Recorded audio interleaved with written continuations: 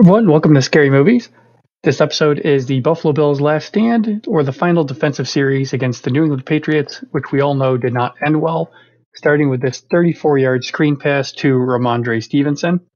As you might expect, the Buffalo Bills were perfectly willing to allow 4 or 5-yard chunk plays, with time being of the essence. That certainly would have led to a victory if they had done, enough to prevent 34-yard chunks. Just like the Spanish Inquisition, the Buffalo Bills were not expecting this full-on screen pass attempt, and even despite that, there is a couple of opportunities for this to have been limited to that chunk play. And notice Jordan Phillips here, heck of a hustle from the big man, jumps over an opponent, runs to catch up with Stevenson, and makes this very difficult choice: either cut this direction right into somebody waiting for you, or try to squeak by. Stevenson does try to do the squeak by route, and unfortunately, Phillips does miss the tackle because this would have stopped it much shorter than 34 yards. As we know, that did not happen, and so we're doing a little bit of catch up here, and not the kind that Patrick Mahomes likes on steak. The bad kind where the Buffalo Bills allow a field flipping play in the final seconds of a close game. We're going to move through these pretty quickly because they're all somewhat depressing individually. Next up, we have the Buffalo Bills pretty much daring the New England Patriots to run up the middle for this play because, again, allowing those chunk yards, 4 or 5, not a huge deal. The New England Patriots oblige the Bills and do exactly that with Ramondre Stevenson getting the ball again.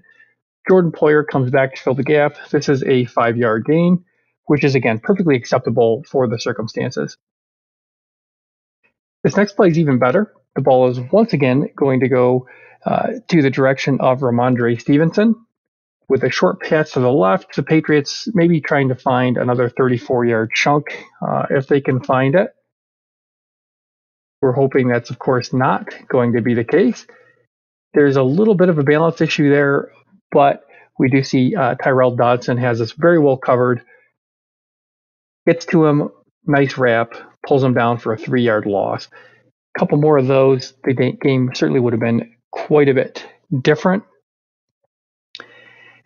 So we're going to see this play completed to Hunter Henry. This is 3rd and 8. Now, Patriots obviously have a couple shots to gain the first down. Unfortunately, they're going to get all of them right here. And backing up maybe a couple slides, one thing both Leslie Frazier and Sean McDermott love is to crowd the line and show blitz and then try to confuse the quarterback with who's actually coming and who's actually dropping into coverage. So we see here, this is a 5-man rush. So technically a blitz we have 2 players, one of whom we're going to come right back to, dropping into coverage. If you were to give me this combination with Taron Johnson for most plays, I'm going to take that pretty much 10 times out of 10. For some reason, Johnson, a little bit slow to cut to the inside, allows that inside leverage. And we have a Hunter Henry 14-yard gain with a Taylor wrap tackle to close that one out. So the Patriots keep this alive in one chunk. Again, they would have had 2, but they got it in 1. Keeping things going, we see this 1st and 10 after a New England timeout. And maybe you saw this up top, and I know a lot of Bills fans hate this, but again, with that cushion, 1st and 10, why do we have that cushion? Again, we're trying to limit the big gains here for chunk yards, not really a huge deal. This does turn to a gain of 8. Don't love it, but also don't hate it. Gains of 8 going down the whole field certainly would have taken way too much time, and the Patriots would not have won the game. But again, a 34-yard, a 14-yard, those are part of the reasons why this strategy was not successful. We're going to have a frame here that I love to highlight, but I hate because I'm a Bills fan. Now, you might notice from the left-hand side what I'm going to show you.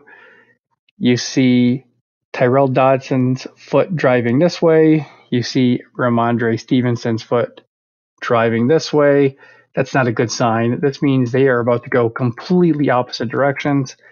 And if you'll notice, this is the exact moment that Mac Jones decides this is where he wants to go with the ball.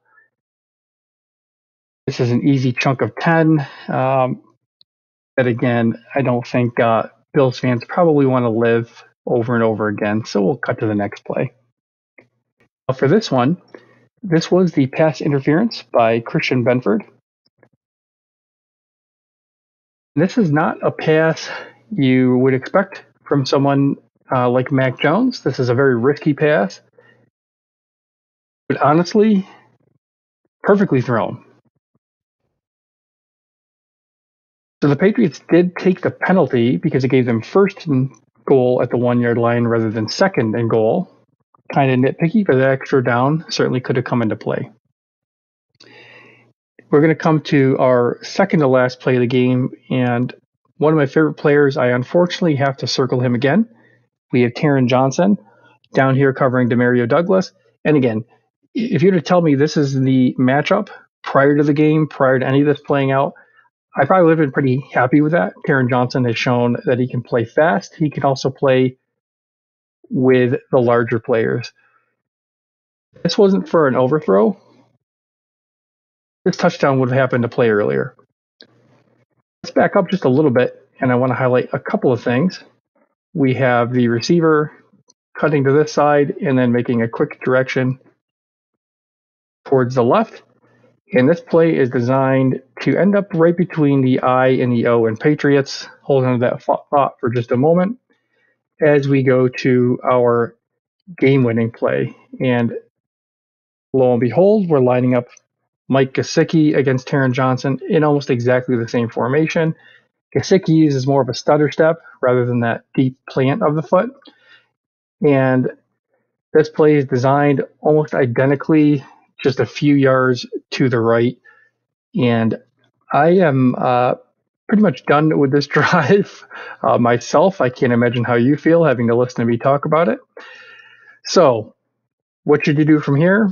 Like, I'm not sure why this particular video, but please like anyway.